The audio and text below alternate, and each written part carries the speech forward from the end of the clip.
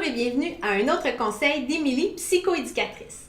Aujourd'hui, j'aimerais vous faire conscientiser que vous devez vous assumer. Dans la vie, il faut assumer qui nous sommes, ce qu'on aime, ce que l'on désire, nos besoins, nos attentes. C'est important. Premièrement, vous devez les connaître. Vous devez savoir ce que vous aimeriez être, ce que vous aimeriez recevoir, autant d'affection, d'attentes, de cadeaux, peu importe, de petites attentions. Tout ça, vous devez vous questionner. Apprendre à vous connaître.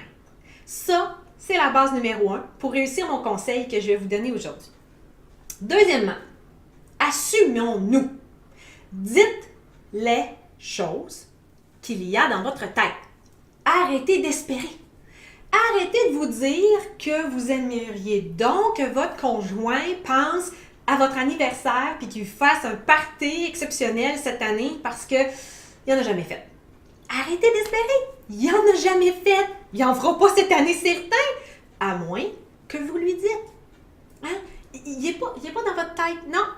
Il n'y a personne qui peut soulever votre lobe frontal pour voir quelles sont vos attentes et vos ambitions dans la vie.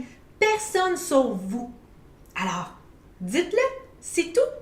Contentez-vous pas d'être la faible couleur pastel de vous-même, une faible représentation de vous, en espérant timidement que les gens vont penser à vous, vont faire ce que vous aimeriez parce que vous faites ce qu'ils aiment, puis vous êtes à l'écoute d'eux, puis vous faites attention. Non, les gens ne feront pas ça juste parce que vous le faites. Ça ne marche pas comme ça. Ils vont le faire parce que vous leur avez dit, parce que vous leur avez demandé, parce qu'ils savent ce que vous attendez d'eux.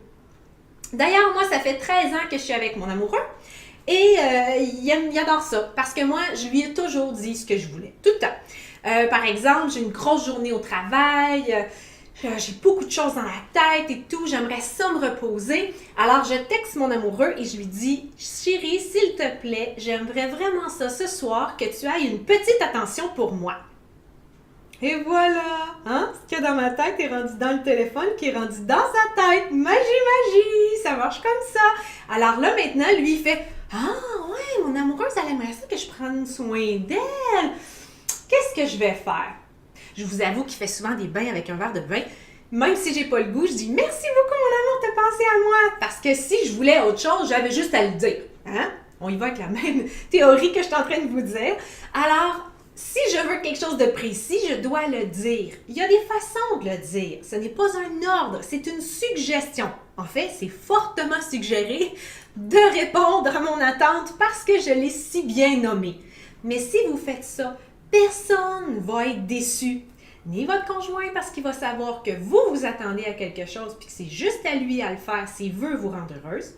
Vous ne serez pas déçu parce que vous allez avoir dit votre besoin et il va probablement être répondu.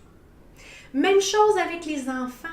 Moi, par contre, par exemple, je veux dire, la fin de semaine, si je suis avec ma cocotte puis que mon conjoint travaille et là, on fait plein de choses dans la maison et je suis tannée, j'ai pas pris de pause, ma fille dit « Oh, maman, on joue à un jeu de société. » Oui, mon amour, mais là, moi, j'ai besoin de lire. Si ton besoin, c'est d'être avec maman, viens t'asseoir dans le divan, coller avec moi, lis ou dessine ou peu importe, ou joue avec le téléphone parce que tu as 30 minutes chrono pour jouer avec le téléphone et on va être ensemble. Mais moi, pendant 1 heure, je vais lire tranquille et après, je vais avoir plein d'énergie pour toi, mon amour. Vous comprenez? Tout ça, là, elle ne le savait pas. C'était dans ma tête. Puis les enfants sont extrêmement bons pour nommer leurs besoins. J'ai faim, je veux aller jouer dehors, je veux inviter un ami, je veux manger ça. Pourquoi on ne prendrait pas exemple sur eux? Soyons compréhensibles envers nos enfants et faisons comme eux. Nommons nos besoins, assumons-nous. Comprenez? Alors, c'est super simple, mais vraiment, vraiment utile pour prendre un petit pas de plus sur notre propre vie et redevenir importante à nos yeux et aux yeux de ceux qui nous entourent. Alors, on se revoit la semaine prochaine pour un autre conseil d'Émilie, psychoéducatrice.